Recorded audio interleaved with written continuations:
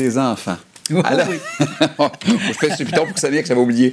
Bienvenue au Lab Secret, deuxième édition. J'espère que la première vous a plu la semaine passée. Christian Page, bonjour. Bonjour, Éric. Comment vas-tu? Très bien.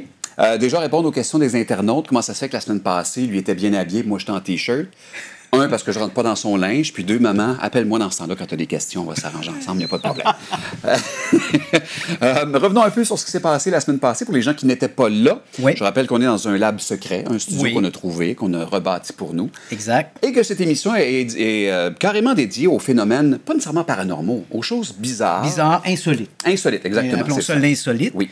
Et je tiens à préciser que notre lab secret Oui. se trouve sur la rive sud de Montréal parce que Oui. je sais qu'il va y avoir une sorte de course à trouver le Oui. fameux hangar. Tu sais, il y a une série qui joue à la télévision qui s'appelle Hangar 1 où OK. on nous dit qu'on a compilé tous les dossiers, les archives d'une association ufologique américaine, le MUFON. Et là, on nous montre le Oui. hangar 1 et on nous dit Oui. que toutes les archives sont dans le hangar 1. Et en fait, personne ne sait où se trouve le hangar en question, OK. même si c'est à l'aéroport de Cincinnati. Mais on ne Non, devrait, on n'est pas là, on là. devrait pas le dire. Non, hein. effectivement. Donc, nous, effectivement, le lab secret se trouve sur la rive sud de Montréal.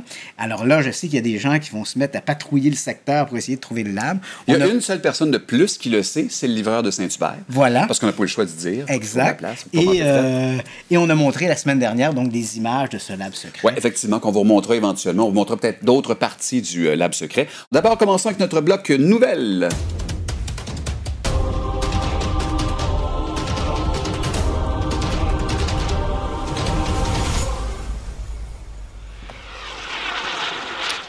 Mon cher Christian, laisse-moi te présenter l'avenir sous toutes ses formes, parce que tu sais que depuis plusieurs années, on dit que la robotique prend de plus en plus de place, Oui. naturellement. Il y a des gens qui ont peur de ça, Oui. avec raison. Et il est arrivé dernièrement un petit problème lors d'une entrevue que, je pense que c'est MSNBC, ou CNBC, excuse-moi, qui a fait une entrevue avec un homme de la compagnie Hanson Laboratories, Hanson Robotics, en fait. Ouais. Et il est arrivé quelque chose de malheureux à la fin de cette entrevue-là. Ça ne te dérange pas, juste avant, je vais te montrer où on en est maintenant avec ces fameux robots. Je te Ouais. présente les robots de chez Boston Dynamics présentement, qui est une compagnie qui appartient à Google en passant. Donc, ils ont les moyens de réussir à créer ce genre de robot-là, qui de plus en plus devient humanoïde. Bon, Ouais. celui-là, il se pousse, est-ce que je peux pas?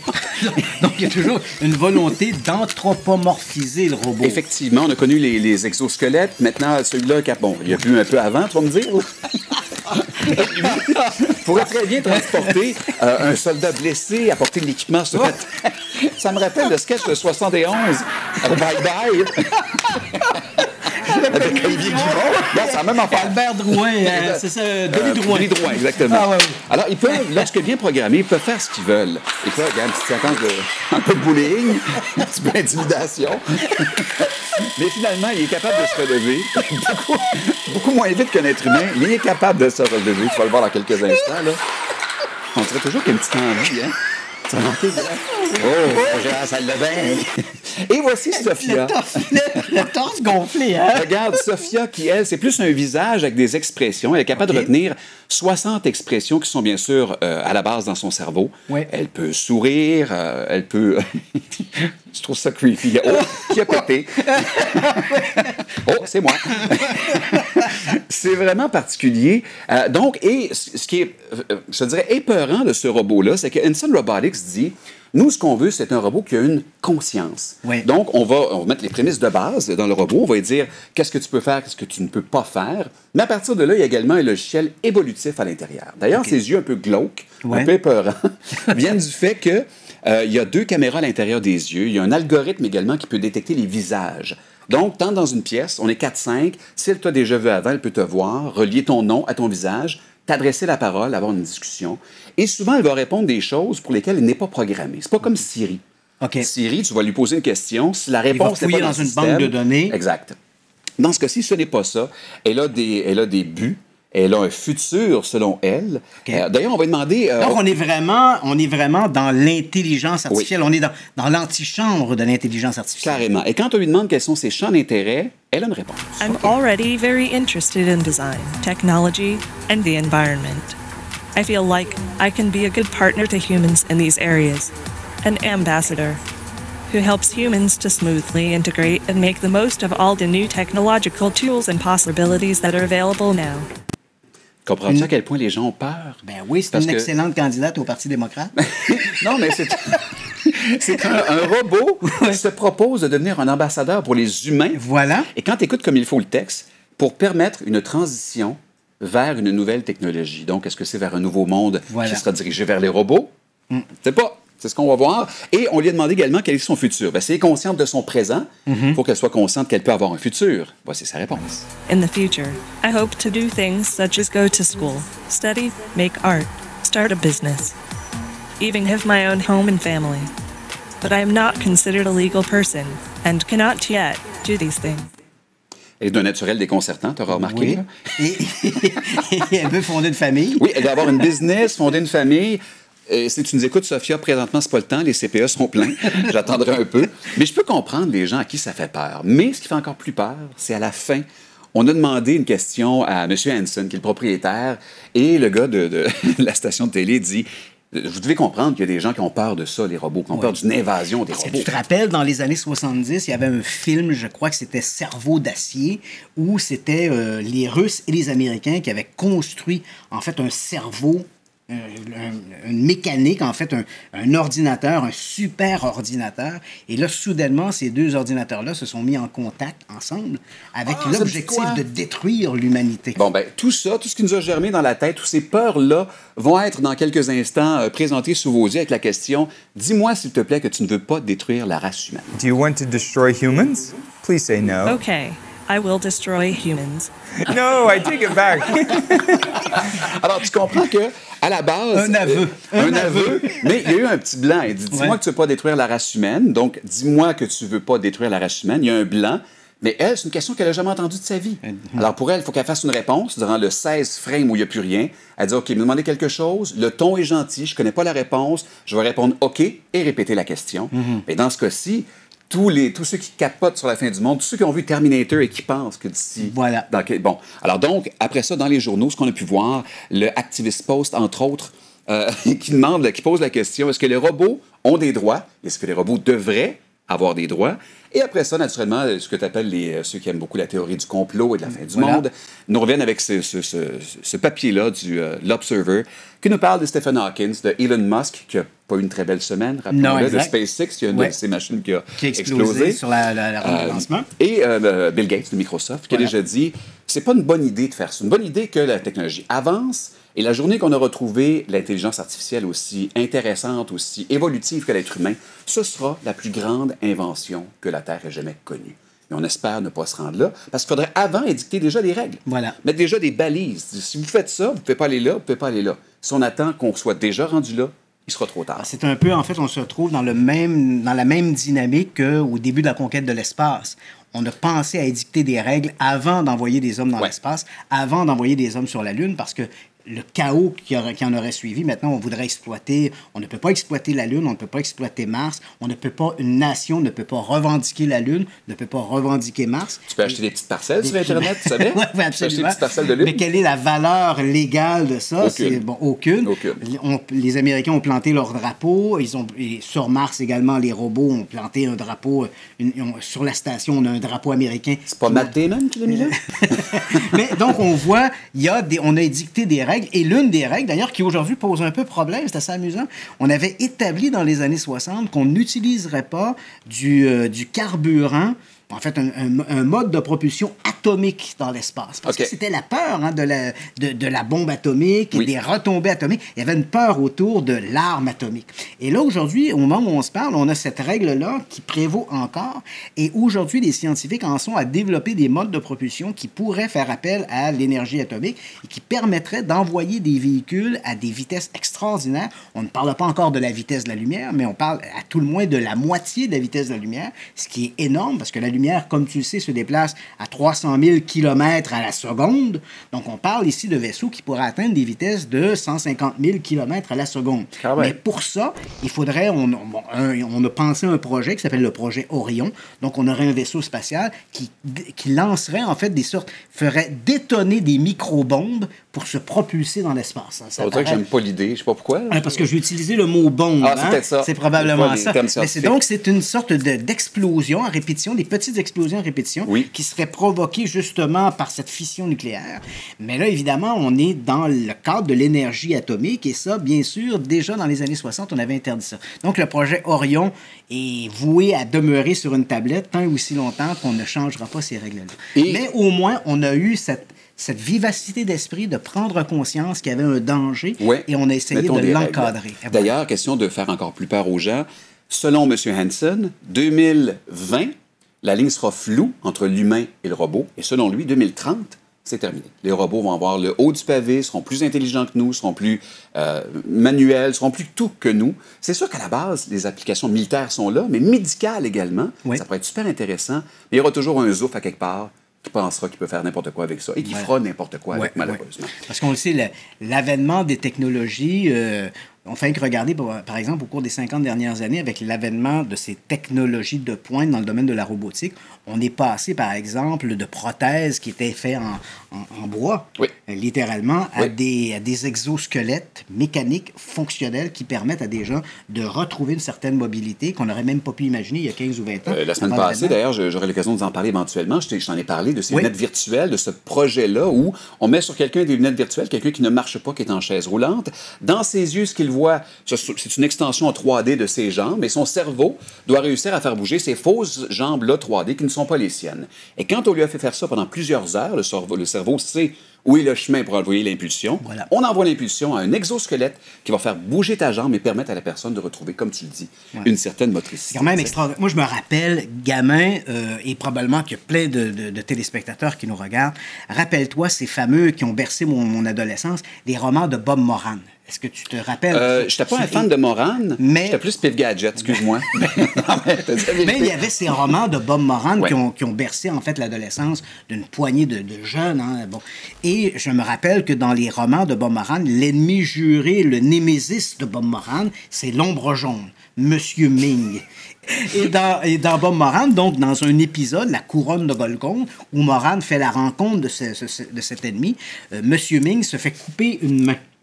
Et dans les épisodes suivants, les romans suivants où le Monsieur Ming réapparaît, il a une main, écoute, c'était magique quand on lisait ça, il avait une main en acier, mais qui était contrôlée par l'influx nerveux. Alors, il faut se rappeler que dans les années 60, les mains n'étaient que mécaniques. C'est vrai. Donc, l'idée d'une main contrôlée par l'influx nerveux était sortie tout droit de la science-fiction. L'une des rares fois où la science-fiction était directe dessus. Nos chars volent toujours pas. Non, c'est ça. On sait que c'est ce que tu mentionnes, c'est assez amusant parce que les futurologues ont une mauvaise feuille de route. Hein? Quand on regarde ce qu'on nous dans les années 60, ce qu'on nous projetait pour les années 2000, c'est la voiture volante, des bases sur la Lune. D'ailleurs, parlant de tout ça, veux-tu me parler du projet HARP? Qui touche un peu à ça, un peu l'exploration. Puis on est dans ce domaine de la conspiration, de la fin du monde. Donc, cette crainte, évidemment, qui est entretenue par toute une communauté de conspirationnistes. Et c'est ce fameux projet HARP. Donc, on va voir un peu à quoi ça ressemble. HARP, c'est d'abord un projet qui a été pensé dans les années 1980 par l'armée américaine et la US Navy. HARP est un acronyme, comme on l'a vu, de High Frequency Active Aurora Research Program. Donc, HARP, l'idée pour les Américains était de construire sur un terrain qui a à peu près 30 acres. On a installé 180 antennes. L'objectif, le projet, comme je l'ai mentionné, a été développé dans les années 80. Il a été mis en place en 1993, son premier jour d'activation, 1993. Et tout ça se trouve à Gakona, qui se trouve à l'est d'Anchorage, en Alaska. Et c'est sur un terrain, évidemment, qui est très militarisé, qui était très militarisé. Et l'idée pour les Américains était d'étudier une couche de l'atmosphère qu'on appelle la ionosphère, qui se trouve à peu près à 70-80 km d'altitude. En faisant quelque chose de vraiment laid. My God, que c'est laid.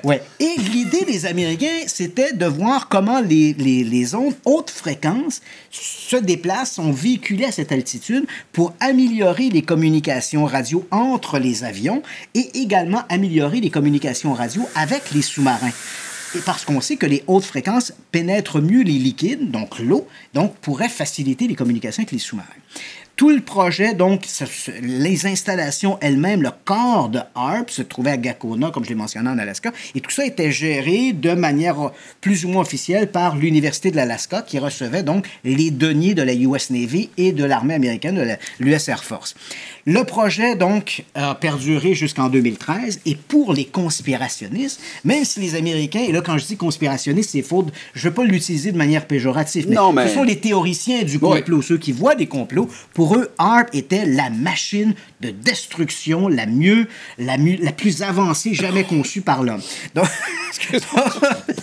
le projet HAARP, c'était en fait cachait des équipements qui permettaient de contrôler les climats. Donc, les conspirationnistes croient que le réchauffement de la planète a été causé par HAARP, que des tremblements de terre ont été causés par HAARP, même la destruction de la navette spatiale dans l'atmosphère terrestre aurait été produite par HAARP. Columbia. Donc, c'est vraiment HAARP, c'est comme le responsable de tout. Est-ce que tu te rappelles de Jesse Ventura? Jesse Ventura, le lutteur qui est devenu gouverneur du Minnesota, je crois. Oui. À un moment donné, il s'est même présenté aux portes de HAARP à Gakona. Il s'est buté le nez sur une porte fermée, malgré son statut d'homme politique. Et il est revenu aux États-Unis en clamant haut et fort que non seulement HAARP contrôlait le climat, mais HAARP est également une machine à contrôler les esprits. Donc, on va loin. Et donc, là, tu vois un peu toute l'éventail de possibilités que l'on a prêté à HAARP. Et là, j'arrive à ma nouvelle. Depuis le début du mois de septembre, en fait, le projet HAARP a perduré jusqu'en 2013. Les travaux ont été vraiment achevés en 2015. Et voilà que là, les installations étaient devenues un peu désuètes et inutiles. Le gouvernement américain, la US Navy et l'US Air Force ont décidé de rétrocéder tous les équipements de HAARP, de les rétrocéder à l'Université de l'Alaska, qui, comme je l'ai mentionné, pendant des années, a été le gestionnaire du projet. Et eux ont décidé de continuer la recherche avec HAARP, mais dans un cadre académique. On va continuer d'étudier la ionosphère, mais vraiment dans un cadre académique et civil. Donc, à partir du début du mois de septembre, le projet HAARP est devenu public. Tu aurais le droit d'y aller si tu voulais. Maintenant, tous les gens sont invités à aller visiter HAARP. Il suffit de prendre contact avec, si vous allez du côté de l'Alaska, à Anchorage, par exemple, vous prenez contact avec l'Université de l'Alaska et on va vous inviter à un beau tour guidé des installations de HAARP. Et l'idée, bien sûr, là-dedans est de... On veut attirer des fonds, bien sûr, il ne faut pas se le cacher. Mais en même temps, on veut faire taire ces rumeurs que derrière ces portes closes se cachaient des machines à contrôler le climat. Oui. Fera-t-on taire les conspirationnistes? Non, parce qu'ils vont dire qu'ils ont eu le temps de les enlever. Voilà. Donc, c'est toujours un peu une fuite en avant. On va dire que les machines qui contrôlaient le climat ont été démantelées, retirées, et que maintenant, HAARP n'est plus qu'une coquille vide. Mais enfin, les gens de bonne volonté pourront quand même visiter HAARP et voir un peu ce qui se cachait derrière ces antennes, ces 180 antennes, qui, comme tu le dis, étaient d'une laideur absolue dans le paysage de l'Alaska. Je retiens les mots. Voilà pour notre bulletin de nouvelles. À la semaine prochaine.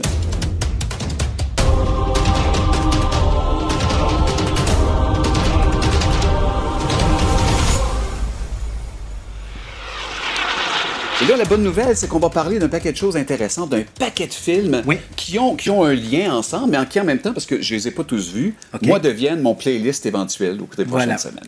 Donc, on a parlé la semaine dernière de ce Poltergeist d'Enfield. Oui. Et on a parlé de l'implication du couple Warren dans cette histoire de Enfield. D'abord, qui sont ces Warren, d'abord, avant de leur faire un peu un procès? Oui. Donc, les Warren, en fait, est un couple. Lui, Ed Warren, est un ancien membre de la US Navy, le service sous les drapeaux. Et son épouse, Lauren Warren, elle prétend être douée d'un pouvoir de médium. Donc, c'est le médium et l'ancien militaire qui se rencontrent. Et ils vont décider, dès le début des années 50, de fonder la Société parapsychologique de la Nouvelle-Angleterre. C'est un beau nom. C'est un beau nom, mais on ne fait pas beaucoup. En fait, ils sont 2 membres et on ne fait pas vraiment de recherche parapsychologique. Les Warren sont un couple qui, sans être trop méchants, ce sont presque des bigots. Ce sont des gens excessivement croyants. Et pour eux, le paranormal est très souvent synonyme du diable. Donc, les Warren, lorsqu'ils vont enquêter, et ils ont enquêté sur des centaines, sinon des milliers d'histoires de hantises, mais chaque fois, ça se résume toujours par « ce sont des forces démoniaques ». Je me suis souvent amusé à comparer les Warren un peu aux dynamiques tandem. Ce sont un peu les Batman et Robin du surnaturel, alors qu'eux, quand ils sortent, de la Warren Cave, c'est toujours pour combattre les super vilains. Okay. Donc, dans le cas des Warren, jamais un vulgaire fantôme, jamais un vulgaire poltergeist. C'est toujours le diable sous toutes ses formes, cornu avec barbiche. Okay. Donc, c'est le travail des Warren. Donc, ce sont ces gens-là, et toujours cette vision très religieuse. Donc, on procède à des exorcismes, on fait intervenir l'Église, et là, à grands coups de crucifix et d'eau bénite, on réussit à libérer les lieux. C'est un peu le travail des Warren. Ed Warren est décédé il y a quelques années. Lorraine Warren est toujours vivante aujourd'hui. J'ai eu la chance de rencontrer le couple Warren à plusieurs reprises. Oui. Malheureusement, lorsque j'ai commencé ces rencontres avec le couple Warren, Ed Warren était déjà très malade. Donc, c'est sûr, ma relation a plutôt été vers Lorraine Warren. Et c'est un peu pour moi un peu crève-cœur de parler de cette manière-là parce que... Ils sont fins, tu disais que t'es voilà, vraiment gentil. Ce sont des gens qui sont très accueillants, très gentils. Donc, sur le plan personnel, j'ai à peu près rien à reprocher à Ed ou Lorraine Warren. C'est des gens accueillants et ils ont ouvert leur maison qui se trouve à Monroe, Connecticut.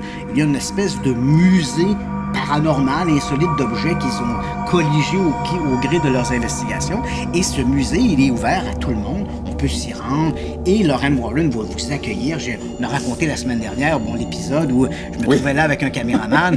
Et puis, à un moment donné, lorsque Lorraine Warren s'est levée pour aller aider Ed, parce qu'il était alité à ce moment-là, très malade, je dis à mon caméraman, je dis, écoute, si on ne fout pas le camp maintenant, elle va se mettre à nous faire des biscuits. Oui. Donc, on voit un peu l'aspect un peu très accueillant de Lorraine Warren. Elle est beaucoup moins active. Ed est décédé, comme j'ai mentionné, et c'est des membres autour d'elle, donc son neveu, par exemple, qui a repris un peu le flambeau et qui continue de mener des enquêtes, mais toujours un peu dans la même foulée que le faisaient les Warren. C'est-à-dire qu'on est toujours un peu à la recherche du diable. D'ailleurs, la Conjuration 1, c'était basé sur eux. C'était basé sur eux, c'était le diable. Donc là, on les retrouve dans Enfield. Oui. Et là encore, ils vont dire, c'est le diable. Mais commençons d'abord par Enfield. Quel est le véritable rôle des Warren à Enfield? Dans un ouvrage, la biographie des Warren, les Warren là-dedans racontent qu'ils se sont rendus à Enfield, qu'ils ont rencontré les enfants Hudson, qu'ils ont enquêté sur l'affaire de Enfield, et là, ils rapportent ça dans l'ouvrage. Mais on peut sérieusement, à en croire Guy Lyon Playfair, oui. On peut sérieusement se questionner sur enquête et enquête. On écoute Guy Lyon Playfair. Mr. Playfair, I'm sure you're familiar with Ed and Lorraine Warren and their research and work. Have they ever worked along with the Society for Cyclical Research? No. I bumped into Ed Warren once or twice, and Lorraine, and I got the impression that Ed Warren was,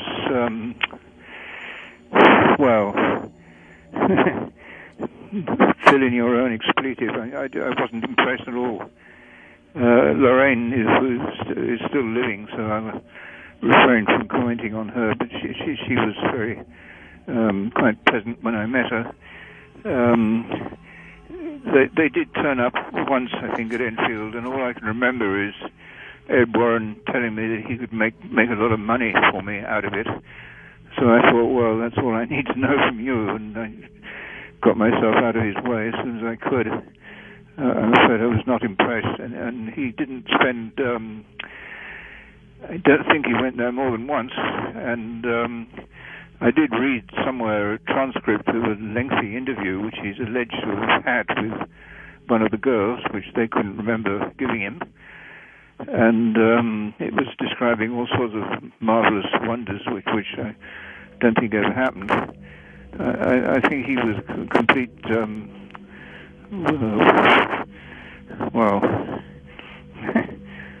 fill in whatever word. Understand. Okay, so you don't feel that, and especially in the interactions you had with them, you don't feel that maybe they had the best intentions when it came to the investigations of these cases? No, they just wanted to make money out of it. Okay. Have you heard, or in your research, have you come across any proof that Ed or Lorraine Warren had anything to do with consulting or being a part of this investigation? Certainly not. Nobody ever mentioned him. I mean, I don't think anybody in the family had ever heard of him until he turned up, uninvited. And so he just came out. Who he was, and he didn't come again, and then we just sort of forgot about him. So he came out to the site uninvited and just showed up to try to insert himself into the story. Is what you maintain? That's what I remember, yes. Okay, fascinating. It was quite brief. I mean, it was just one. We had so many people coming and going. I mean, I remember one day he did turn up. I think Lorraine was there as well. I'd also met them in Brazil. They sort of pop up all over the place. And it was just no big deal at all. I mean, I had a brief conversation with Ed at Enfield, and as I say, he was telling me how much money he'd help me make, and I politely declined his help and explained that that's not what we were mainly for in the SPR. And that was the last time I saw him.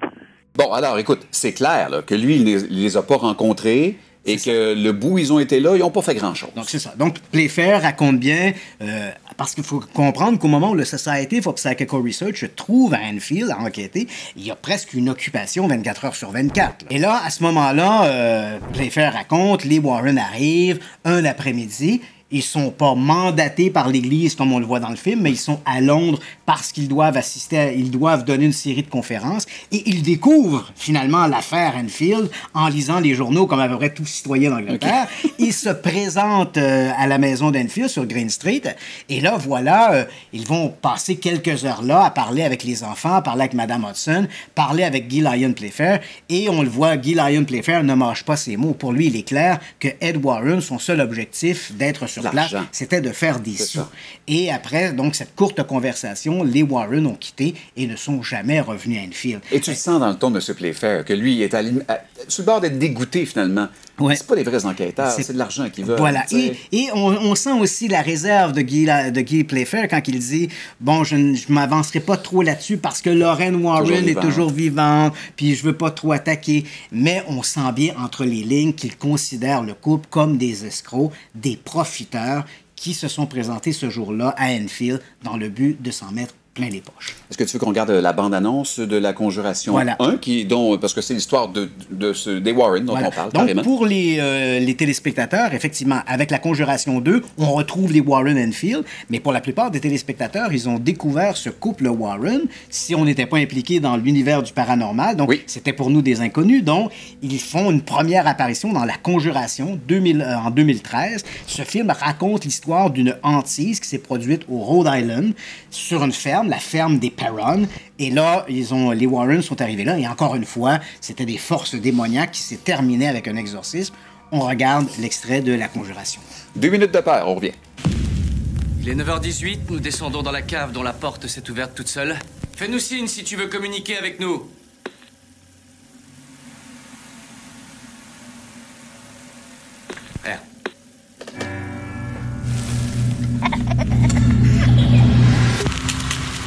Mais vous êtes quoi, au juste? On est chercheurs en paranormal, chasseurs de fantômes. Mais on préfère être connus simplement en tant que Ed et Lorraine Warren.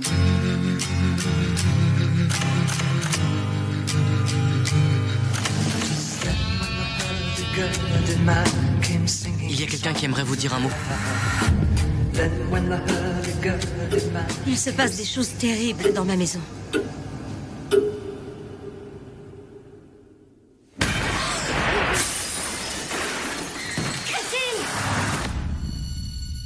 On est le 1er novembre 71. Je suis ici avec Caroline Perron, qui, avec sa famille, est confrontée à des événements surnaturels. Tu captes quelque chose, chérie? Une chose affreuse s'est passée ici, Ed. Qu'est-ce qu'il y a? Tout ce que Lorraine sent, voit, touche est une épreuve très lourde pour elle. Un peu plus à chaque fois. Je dois vous dire qu'il y a beaucoup d'esprits ici. Mais c'est celui-là qui me préoccupe le plus, parce qu'il est très malfaisant. Regardez ce qu'elle m'avait fait.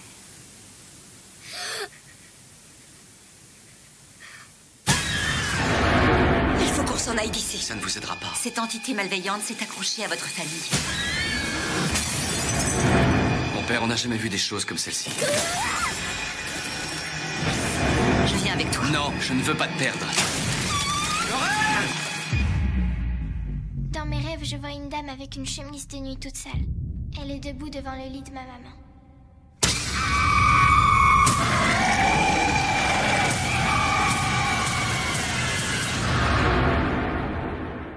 Tu veux le voir? Oui. Quand la musique s'arrêtera, tu le verras dans le miroir debout derrière toi. Regardez ce qu'elle m'a fait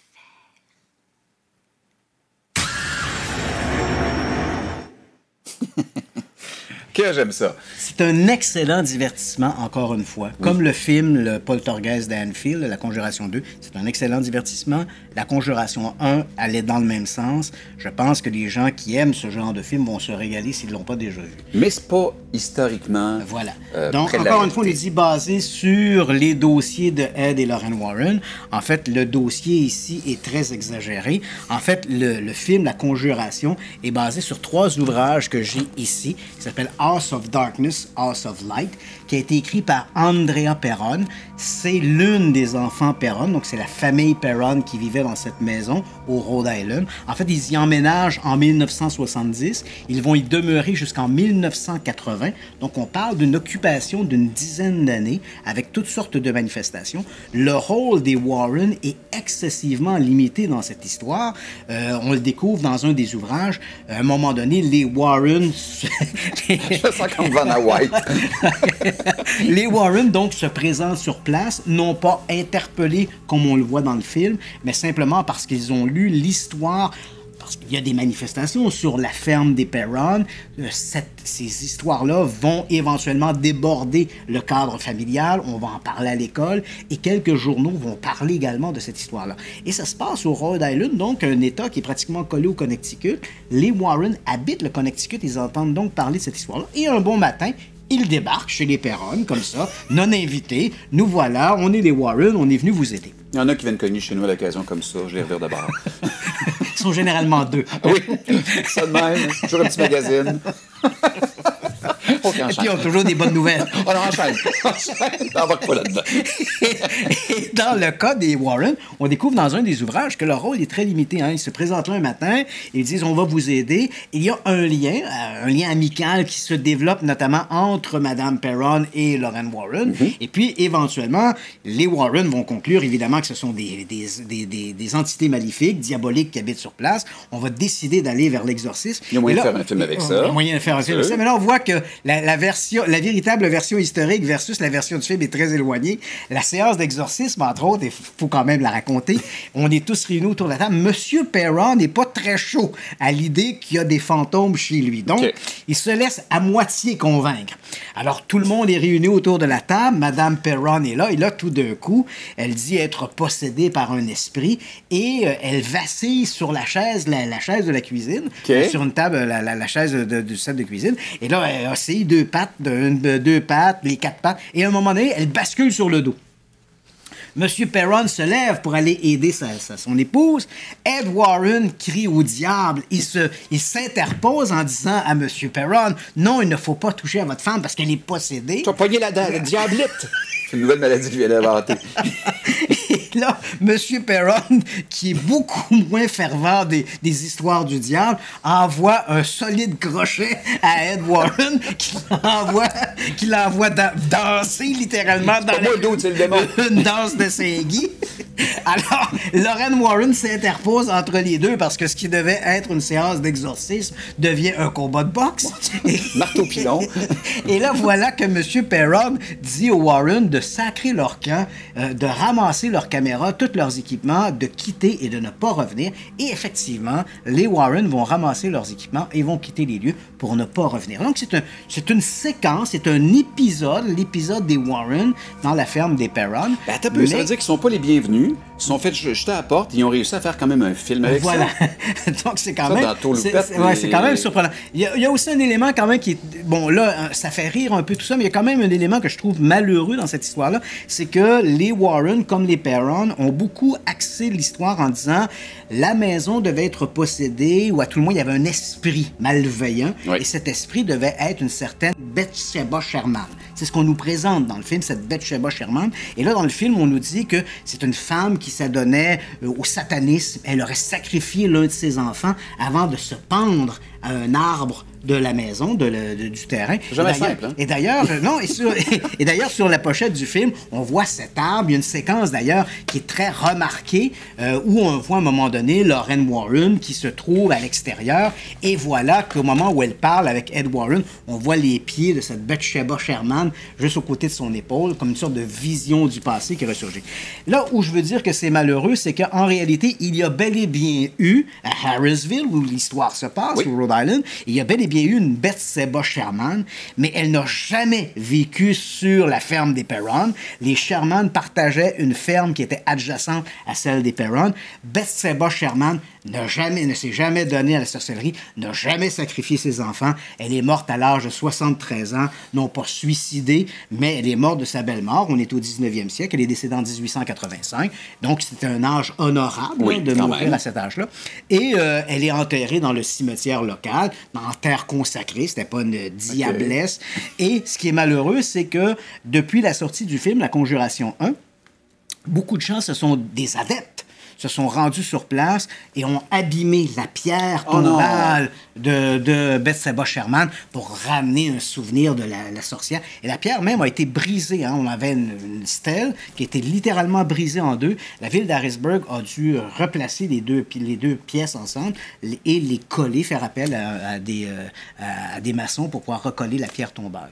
Ce qui est malheureux, donc on donne une mauvaise réputation à cette brave dame, finalement, qui était Bathsheba Sherman. Mais qui a donné un bon film. Mais pour quand même donner un bon film. Oui, The Hunting in Connecticut. The Hunting in Connecticut. Là, on est vraiment dans un autre univers. On y va encore une fois avec notre bande-annonce. Ouais, un autre 2 minutes de peur, on revient. Why do bad things happen to good people? We're just a regular family like anybody else. We didn't ask for this, and we didn't deserve it. It's perfect. It's spacious and affordable. I'm just wondering, where's the catch? Well, it does have a bit of a history. First one upstairs gets first choice of rooms. Matt, did you find a bedroom? Down here? It's nice and it's cool. What do you think's back there? Mm-hmm.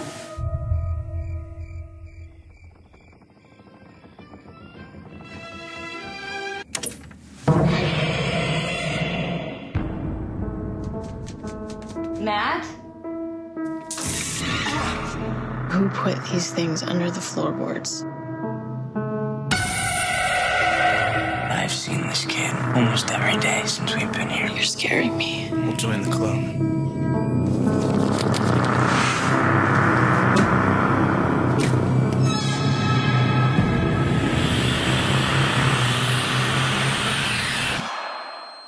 So check it out. They'd held seances in this house. People not only contacted the dead, but made things appear. There is something in this house. Something no longer living and not yet passed over. What happened in the house? Something evil. And it wants your son.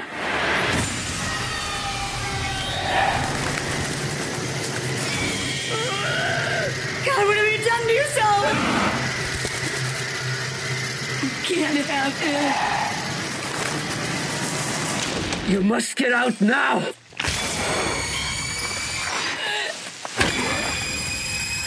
Matt!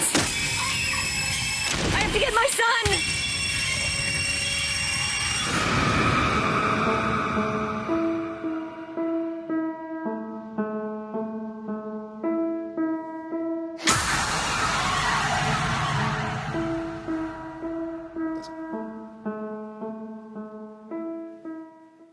Ça de même, mais moi, j'accorderais son piano. Je trouvais que ça fausse à la fin. Je ça de même. Dans Hantise au Connecticut, ce qui est intéressant ici, c'est que les Warren ne sont pas présentés dans le film. Donc, les gens, probablement, qui nous regardent, se disent, pourtant, on n'entend pas parler des Warren. Ouais. Et pourtant, le film est basé sur une investigation des Warren. En fait, c'est basé sur un livre que tu vois ici, Ed et Lorraine Warren, In a Dark Place. Le livre a été écrit par un type qui s'appelle Ray Gratton. Et là, c'est intéressant. Comment? Ray Gratton. Okay. Et ce qui est... J'ai compris, Ray Gratton. OK. Ray Gratton. Monsieur Gratton. Ray Garton. Ah, Garton. OK. Ray Garton. Parfait. Non. Et là, tu vas voir, là où c'est très intéressant, cette histoire-là, bon, l'histoire se passe... Bon, l'hantise au Connecticut, c'est l'histoire d'une famille dont un des fils est atteint d'un cancer. Il doit suivre des traitements. Comme la famille habite loin du centre hospitalier, on décide de louer une maison qui, éventuellement, se révèle être une ancienne morgue qu'on a transformée en habitation familiale. C'est dérangeant. La première demi-heure, la famille, et là, la vraie famille, c'est la famille Snedeker. Eux arrivent donc sur place et ils vont emménager dans cette maison-là. Ils vont vivre d'ailleurs 3 ou 4 ans dans cette maison-là. Et là, il y a toutes sortes de manifestations. Les Warren, à un moment donné, lorsque les manifestations se produisent, la famille Snedeker vont décider de... Évidemment, il y a des articles qui paraissent dans la presse et il y a un article notamment qui mentionne le travail des Warren comme spécialistes des forces occultes. Donc, la famille Snedeker vont contacter les Warren qui vont se rendre sur place et qui vont enquêter. En fait, toute cette histoire-là vient du livre In a Dark Place qui raconte l'histoire des Snedeker, mais évidemment sous, disons, l'égide, sous le chapeau de Ed et Lorraine Warren. Revue et corrigée. Revue et corrigée par Ed et Lorraine Warren. Et là, il y a quand même des choses qui doivent être dites. Cette histoire-là, et là, écoute, là, c'est méchant ce que l'on va dire, mais écoute, la réalité, c'est... La vérité n'est que la vérité. Oui, puis moi, je ne vais pas être coupable par association. Hein. C'est lui le méchant, moi, j'ai rien à voir là-dedans. Donc, dans cette histoire-là, les Snedeker, lorsque Garton reçoit le mandat d'écrire le livre, j'ai parlé avec Garton, il me racontait, il dit, écoute, lui, à cette époque-là, il avait lu les exploits de Ed et Lorraine Warren dans les pages du National Enquirer. Oh my God! Un célèbre tabloïd américain donc, qui raconte je me suis servi au début de ma carrière pour trouver toutes les nouvelles weird et après pour m'apercevoir que c'était toutes des faussetés. Des faussetés. C'était épouvantable. et Garton va probablement s'en souvenir également dans ce sens-là. Parce que lui, il lit les exploits des Warren dans le National Enquirer et il voue une admiration débordante pour le couple en question. Alors, tu comprends que lorsqu'il reçoit un appel de son éditeur, Ray Garton écrit des romans policiers et des romans de fantastique. Okay. Donc, c'est un peu son travail. Il reçoit donc un appel de son éditeur et on lui dit que Ed et Lorraine Warren, ainsi que la famille Snedeker, ont envie d'écrire un livre sur les hantises du Connecticut. Ah ben? Alors, Ray Garton se trouve absolument choyé d'avoir été choisi pour ça. Il se présente sur place, rencontre le couple Warren, signe le contrat d'édition et là commence son enfer. Il commence par rencontrer les Snedeker. Ces gens-là racontent n'importe quoi, jamais la même histoire. Ils changent continuellement de version. Et là, à un moment donné, Ray Garton, étant incapable de faire un corps précis, un plan du livre à écrire, s'en va voir Ed Warren. Et là, il dit, écoutez, vos témoins sont complètement crackpot. Et Ed Warren de lui répondre, mais nos témoins sont toujours crackpot. C'est pour ça qu'on t'a engagé. Tu écris des romans fantastiques, alors prends ce que tu peux là-dedans et produis-nous un bon roman qui va faire peur aux gens. C'est le seul mandat que tu as. Ray Garton, complètement désabusé par cette histoire-là, va retourner voir son éditeur, mais malheureusement, il est coincé par le contrat qu'il a signé. Il va donc devoir produire le livre en question. Okay. Et Ray Garton m'a dit, c'est le moment le moins glorieux de toute ma carrière. Et aujourd'hui, il renie complètement cet ouvrage. Wow. Il n'en a jamais fait la promotion. Et quand on va sur le site de l'auteur, Ray Garton, on voit toute la liste des ouvrages qu'il a écrits, mais on ne retrouve pas In a Dark Place. Il a vraiment répudié cet ouvrage-là en disant c'est du n'importe quoi. C'est malheureux. Mais ça donnait un bon film. Oui, non, effectivement. La hantise au Connecticut est un très bon film. Malheureusement, les faits restent excessivement ténus et invérifiables. Non, c'est ça. Et même s'ils sont vérifiables, on a peur de trouver des choses qui sont malheureusement pas vraies, falsifiées. Absolument. Il y a eu de bons films également dans ce type-là pour la télévision. Oui. Il y a plusieurs années, Legacy of Evil, qui a eu plusieurs titres d'ailleurs. Hein? Oui. La possession de Michael Day, Legacy of Evil. C'est un film tourné pour la télévision. Et ça nous touche un peu parce que la personne vedette, si je puis dire, de ce film Legacy of Evil, c'est un Québécois. Donc, c'est Maurice Thériault. Donc, c'est l'histoire de Maurice Thériault. Alors, on montre les images et je vais commenter en même temps sur les images. C'est un film tourné pour la télévision. Oui. Et dans cette histoire-là, c'est celle... Évidemment, les noms ont été changés.